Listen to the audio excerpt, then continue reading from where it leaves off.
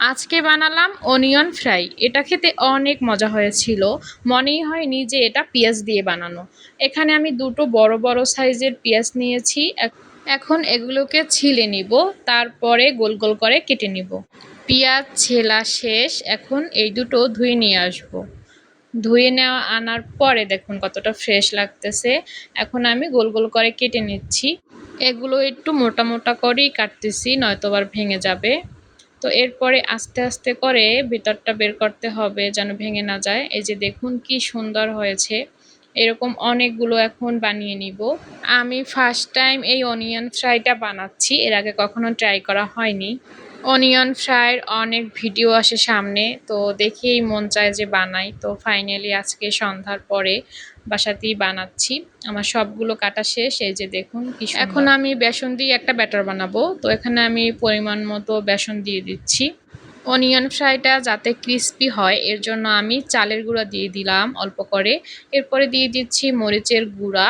শুকনো উপকরণ কয়টা ভালোভাবে একটু মিক্স করে নিলাম। বাসায় জিরার গুঁড়া নাই, এই জন্য আমি ধনিয়ার গুঁড়া দিয়ে দিলাম।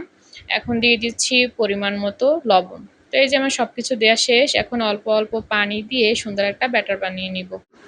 অল্প অল্প পানি দিচ্ছি, নয়তো অনেক পাতলা হয়ে যাবে। পাতলা হয়ে গেলে তো ব্যাটারটা পেঁয়াজের সাথে লাগবে না, ভালো হবে না। এই জন্য আমি ভালোভাবে অল্প অল্প করে পানি দিয়ে ব্যাটারটা বানিয়ে নিলাম। আমার সব কিছু বানানো একদম কমপ্লিট। এখন শুধু পেঁয়াজগুলো এর ভিতরে দিয়ে দিয়ে তেলে ভাজলেই হয়ে যাবে। এখন চলে যাব অনিয়ন ফ্রাই করতে। ওইদিকে আমি তেলটা গরম দিয়েছি, গরম হয়ে গেছে। এখন আমি এক এক করে পেঁয়াজগুলো দিয়ে দিচ্ছি।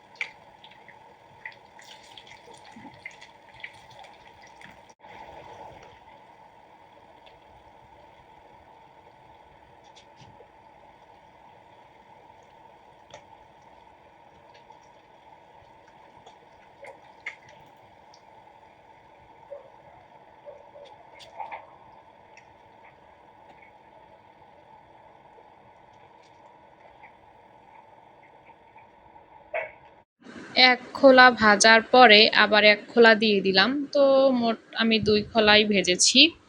এই যে হচ্ছে।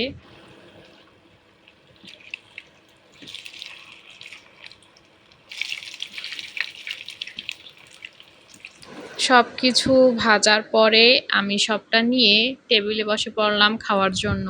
এখানে টমেটো সস ঢেলে নিচ্ছি। সস দিয়ে খেতে খুবই ভালো লাগছিল।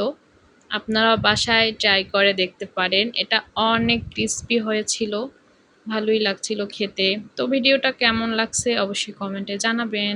আল্লাহ হাফেজ, সবাই ভালো থাকবেন।